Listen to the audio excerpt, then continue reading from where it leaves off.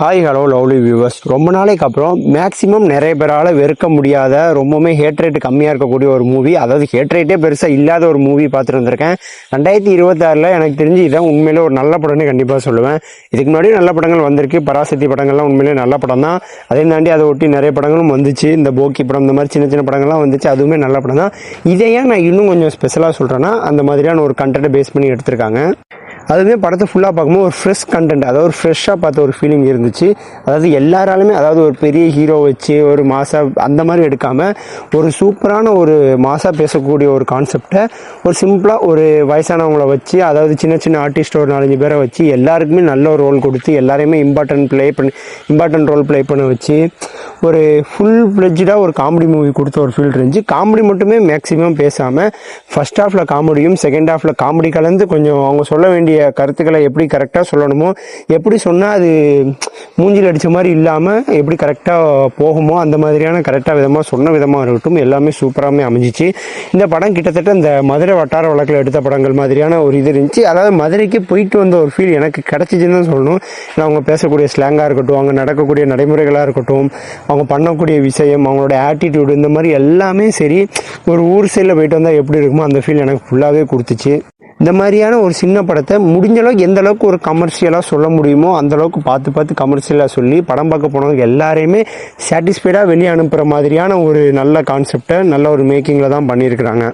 படத்தில் நடிச்சக்கூடிய ஒவ்வொரு ஆர்டிஸ்ட்டுமே சூப்பராகவே நடிச்சிருக்காங்க. எக்ஸ்பெஷலி நம்ம ராதிகா மேடம் அவங்கள சொல்லலாம், அவங்க உண்மையிலே சூப்பராகவே ஒரு ஆக்ட் பண்ணியிருக்காங்க. அதே தாண்டி படத்தில் நடித்த அருள்தாஸாக இருக்கட்டும், முனிஷ்காந்த் அவர்களாக இருக்கட்டும், பாலசரவணன், இவங்க எல்லாருமே அவங்களோட ரோலை சூப்பராக பண்ணியிருக்காங்க. அதாவது படத்தோட ஹீரோவே அவங்க 4 பேர் தான். படத்தில் அதாவது அந்த ராதிகா மேடம் அவங்களுக்கு ஒரு பையங்களாக ஒரு 3 பேர் வருவாங்க. அவங்களோட ரோலாக இருக்கட்டும், அவங்களோட ஆக்டிங்காக இருக்கட்டும், பெர்ஃபார்மன்ஸாக இருக்கட்டும், எல்லாமே சூப்பராக இருந்துச்சு.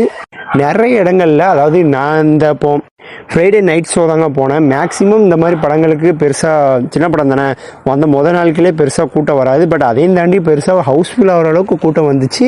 அது எதனால் அப்படின்னு சொன்னோம்னா அந்த ப்ரொடக்ஷனோட பேனர் சிவகார்த்திகேயன் அவர்னால தான். ஸோ ஓகே, கூட்டம் வந்துருச்சு. எல்லாருமே எப்படி ரியாக்ட் பண்ணுறாங்க அப்படின்னு பார்த்தோம்னா நிறைய இடங்கள்ல காமெடி சீன்ஸுக்கெல்லாம் ஒரு கைத்தட்டி சிரிக்கக்கூடிய ஒரு அந்த ரெஸ்பான்ஸ்லாம் பார்க்குறதுக்கு சூப்பராகவே இருந்துச்சு. ஒரு ஃபேமிலியாக போயிட்டு ஒரு என்ஜாய் பண்ணுறதுக்கான ஒரு பக்காவான மூவி. எந்த அளவுக்கு ஒரு ஹியூமர் இருந்துச்சோ அந்த அளவுக்கு படத்தில் கடைசியாக அந்த உமன் எம்பவர்மெண்ட்டை செம்மையாக சொல்லியிருப்பாங்க. நிறைய இடங்கள்லன்னு கிடையாது, கடைசியாக அந்த ஒரு சீன் வருங்க.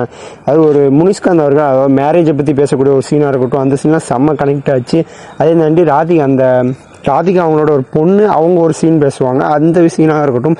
கடைசியில் ராதிகா அவங்களுடைய மருமக, குழந்தை, பேத்தி, இவங்க எல்லாரையும் கூட்டி வச்சு ஒரு ஸ்பீச் மாதிரி கொடுப்பாங்க, அந்த சீனாக இருக்கட்டும். அந்த வசனம்லாம் சூப்பராக இருந்துச்சு. எனக்கு அதில் ஒரு வசனம் உண்மையில ரொம்பவுமே பிடிச்சிருந்துச்சிங்க. அதாவது காசு இல்லைன்னா சந்தோஷமாக இருக்க முடியுமா அப்படிங்கிறது எனக்கு தெரியல, ஆனால் காசு இருந்தால் தான் மரியாதையாக இருக்க முடியும் அப்படின்னு சொன்ன அந்த வசனமாக இருக்கட்டும். காசுக்கும் அதாவது காசை வச்சு சந்தோஷத்தை வாங்க முடியாது அப்படின்னு சொல்கிற எல்லாருக்குமே அடுத்த வேளை சாப்பாட்டுக்கு காசு இருக்கும் அப்படின்னு சொல்லக்கூடிய அந்த வசனங்கள், இந்த மாதிரி நிறைய வசனங்கள் நிறைய இடத்துல கனெக்ட் ஆகவும் இருந்துச்சு. நிறைய படம் பார்க்கக்கூடிய எல்லாரையும் ஜனநஞ்சயமாக கனெக்ட் பண்ணக்கூடிய நிறைய வசனங்களாக இருந்தது. எல்லாம் சூப்பராகவே இருந்துச்சு. இதுதான் கதை, அதாவது இப்படி ஆரம்பிக்கும், இப்படி முடியுமா அப்படி முடியுமா அப்படிங்கிற கதையோட ஒன்லைன் நான் சொல்லவே இல்லை. கதையை பெருசாக பார்க்காதீங்க, ட்ரெய்லரை பார்த்துட்டு அதுவே ஒரு போதுமான இது. படத்தை பார்க்கலாமா வேணாமா அப்படிங்கிறது இந்த ரிவ்யூவை பார்க்குறவங்க கண்டிப்பாக அது படம் பார்க்கலாமா வேணாமா அப்படிங்கிறதுக்காக ரிவ்யூ பார்க்க வந்திருப்பீங்க.